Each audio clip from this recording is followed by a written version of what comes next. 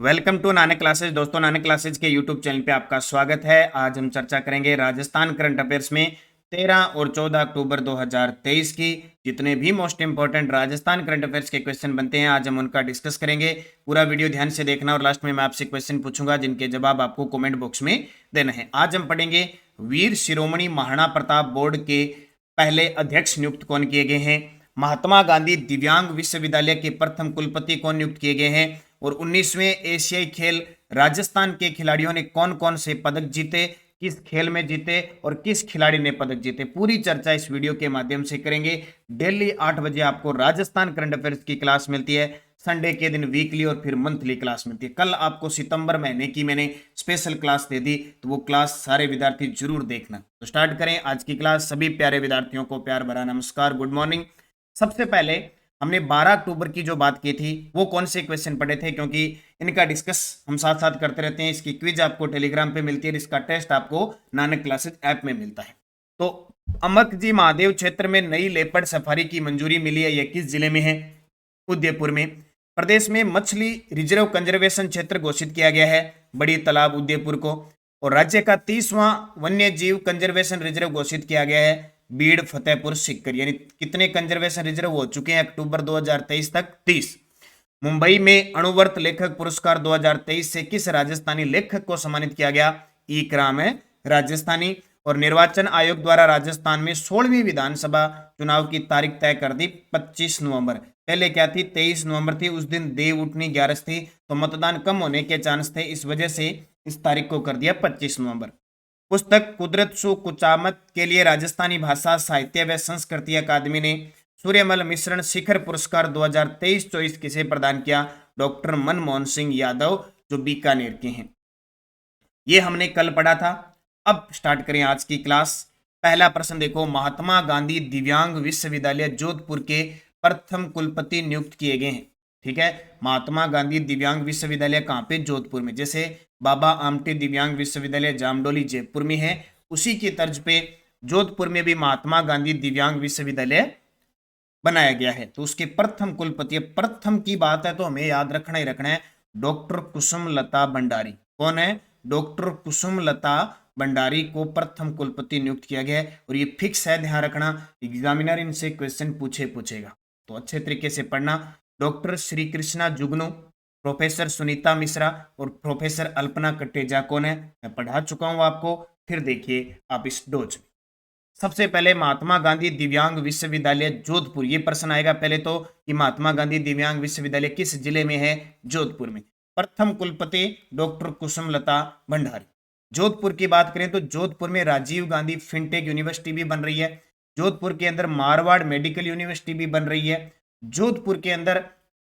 इसके अलावा और बात करें इंपॉर्टेंट, जोधपुर का विधानसभा क्षेत्र जो सरदारपुर है, वहां से मुख्यमंत्री अशोक गहलोत विधायक है, मुख्यमंत्री। और अभी 16वीं विधानसभा के चुनाव अपने राजस्थान में होने जा रहे हैं। तो डॉक्टर कुसुम लता भंडारी।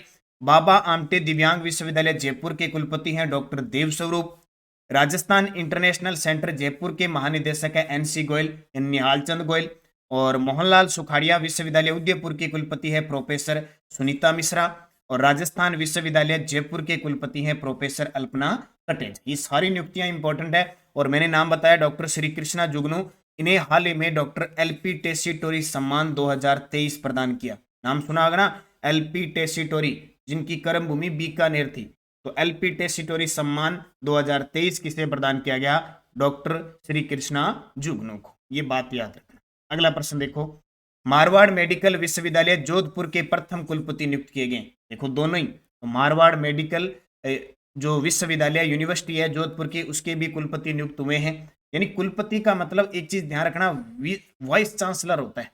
चांसलर कहते हैं राज्य के राज्यपाल को। उन्हें विश्वविद्यालयों का जो कुलाधिपति होता है वो चांसलर होता है, और वाइस चांसलर यानी कुलपति होता है वो राज्यपाल के द्वारा नियुक्त किया जाता है। तो डॉक्टर MK अंसेरी, डॉक्टर MK अंसेरी को मारवाड़ मेडिकल यूनिवर्सिटी जोधपुर के कुलपति नियुक्त किए गए। तो मारवाड़ मेडिकल विश्वविद्यालय जोधपुर के प्रथम कुलपति डॉक्टर MK अंसेरी। 21 जुलाई 2023 को मारवाड़ चिकित्सा विश्वविद्यालय विधेयक 2023 विधानसभा में पारित किया गया था। ठीक है, पहले घोषणा हुई बजट में, फिर क्योंकि इन विधानसभा के अंदर इनको पारित करवाना जरूरी है तो पारित हो गया 21 जुलाई 2023 को मारवाड़ चिकित्सा विश्वविद्यालय विधेयक 2023। और अब ये मारवाड़ मेडिकल विश्वविद्यालय, ठीक है, जगह इन्होंने देख ली और वहां के कुलपति पहले स्टार्ट हो जाएगा इस सत्र से। प्रथम कुलपति बना गए doctor M.K. Ansari. Mukundra hills tiger reserve का क्षेत्रफल बढ़कर कितना हो गया है? जैसे कि आपको पता है 9 अक्टूबर से आचार संहिता लगी, अब नया काम नहीं होगा, कोई योजना वगैरह कुछ नहीं होगा, बल्कि जो किए हुए हैं वो भी स्टॉप हो गए वहां पे। तो मुकुंदरा हिल्स टाइगर रिजर्व अपने 2013 के अंदर ये टाइगर रिजर्व बना था और राजस्थान का तीसरा टाइगर रिजर्व। इसका क्षेत्रफल कुछ बढ़ाया गया, यानी कोर एरिया बढ़ाया गया है इसका, तो वो कितना बढ़ाया गया है, अब बढ़कर कितना हो गया है 1135, यानी 1135.78 वर्ग किलोमीटर हो गया है। अब अपने राजस्थान के अंदर टोटल 5 टाइगर रिजर्व हो गए, कितने 5, उनका क्षेत्रफल कितना कितना है वो भी हम चर्चा करेंगे।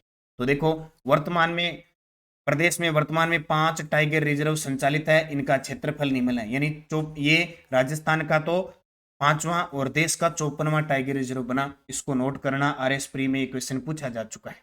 कौन सा? धौलपुर करौली वाला, 1075 वर्ग किलोमीटर में। अब राजस्थान का पहला टाइगर रिजर्व था रणथंभौर जो 1973 में बना, इसका जो एरिया है वो 1411.32 वर्ग किलोमीटर।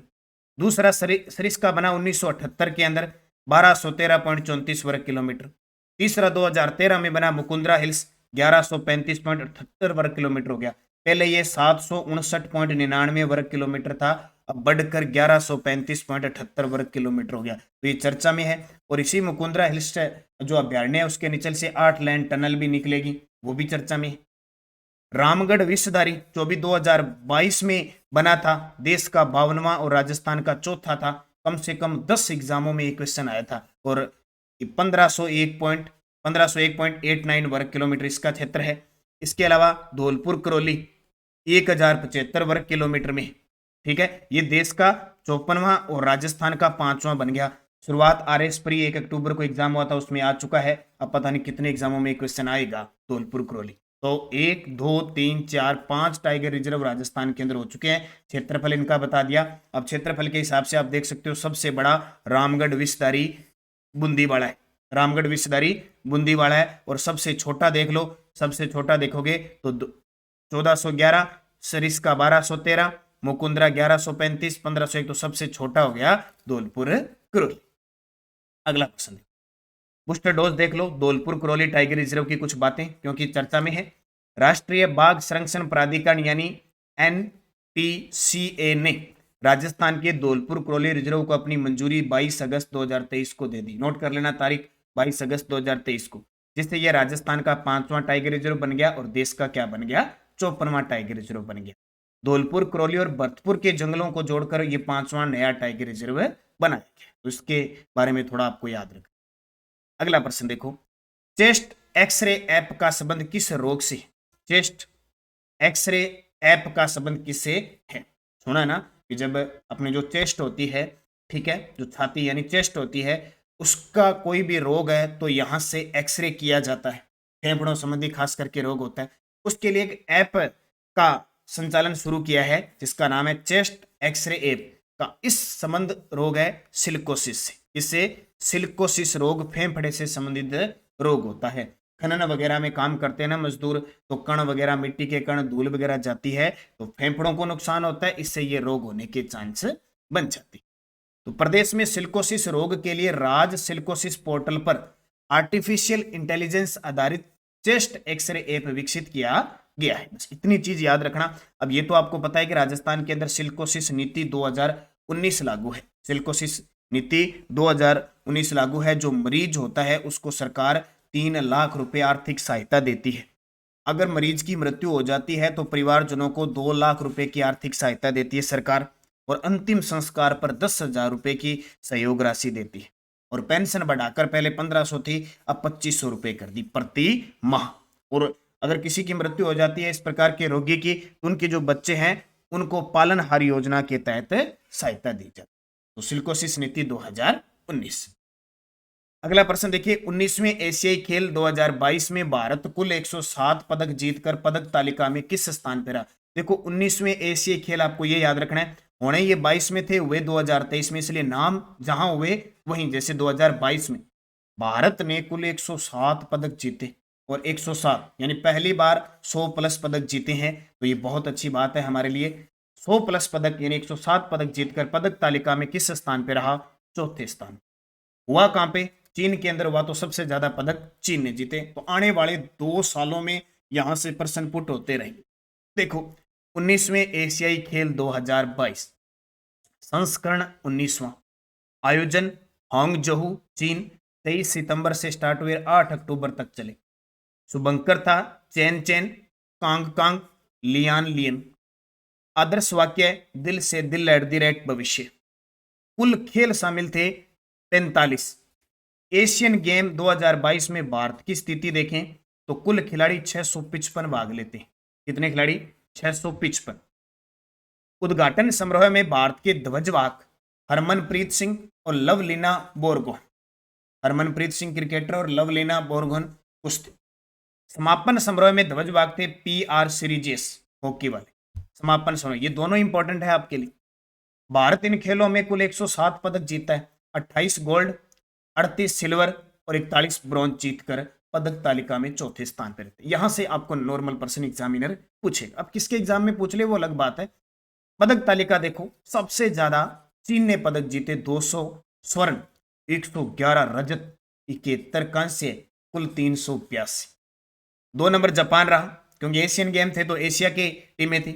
51 स्वर्ण, 66 रजत, 69 कांस्य और 186 पदक।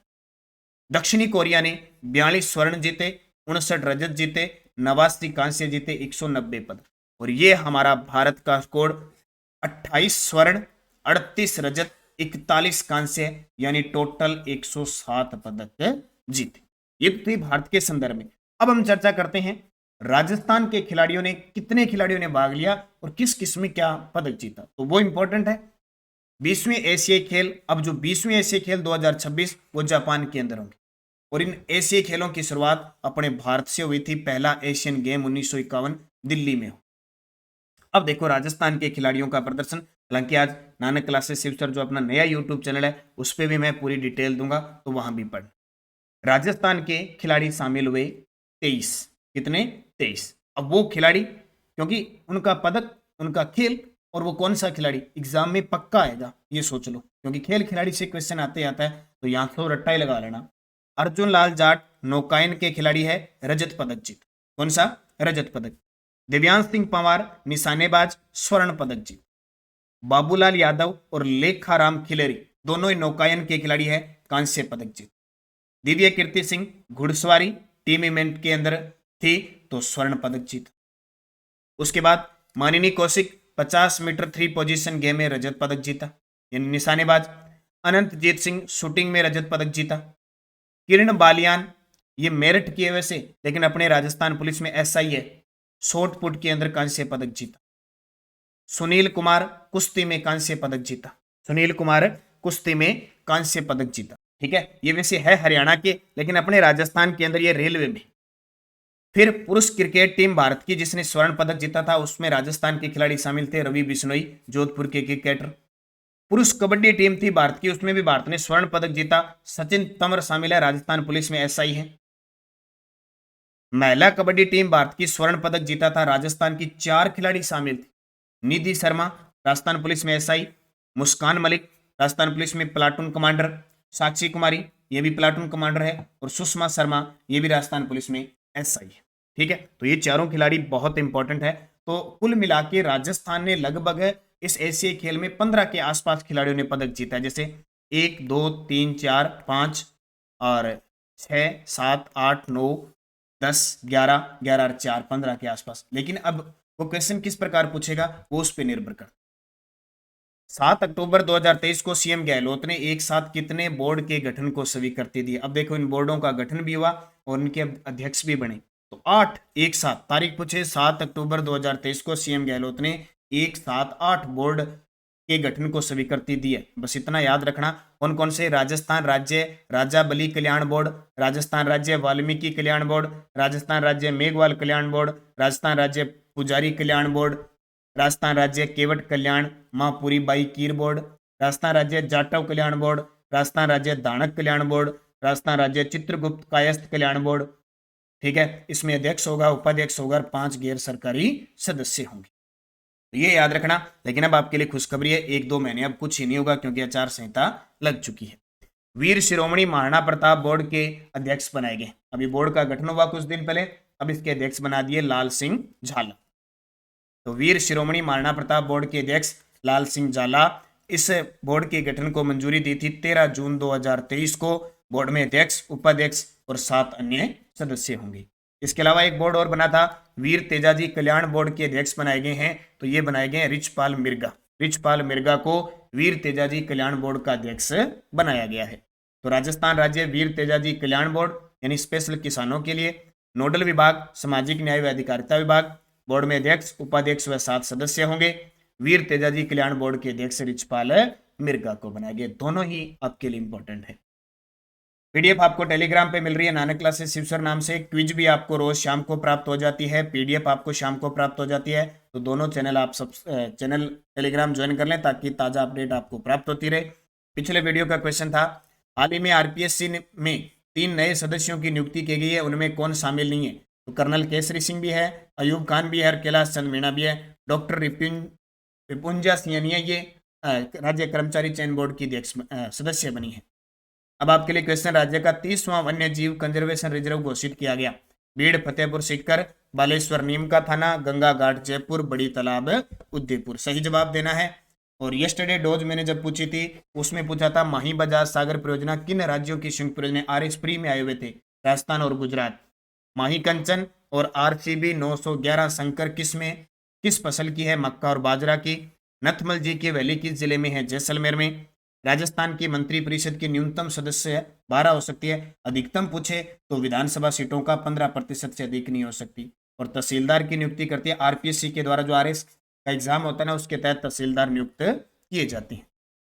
अब आपके लिए क्वेश्चन, अभी अपने राजस्थान में 16वीं विधानसभा के चुनाव होंगे, उसको मद्देनजर रखते हुए रोज हम एक विधानसभा की चर्चा करेंगे। प्रथम राजस्थान विधानसभा के अध्यक्ष कौन थे? प्रथम राजस्थान विधानसभा के उपाध्यक्ष कौन थे? प्रथम राजस्थान विधानसभा के प्रोटेम स्पीकर कौन थे? विपक्ष के नेता कौन थे?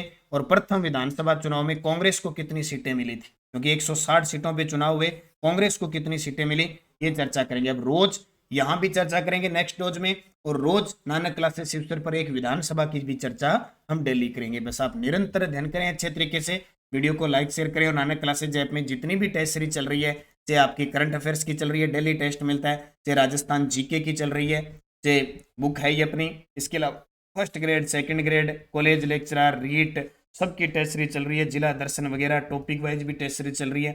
आप उनका अध्ययन करें, अच्छे तरीके से पढ़ें, निश्चित है आपको एक सफलता मिलेगी। तो चैनल को जरूर सब्सक्राइब कर लें ताकि आपके पास नोटिफिकेशन पहुंचता रहे। धन्यवाद। जय हिंद, जय भारत, जय राजस्थान।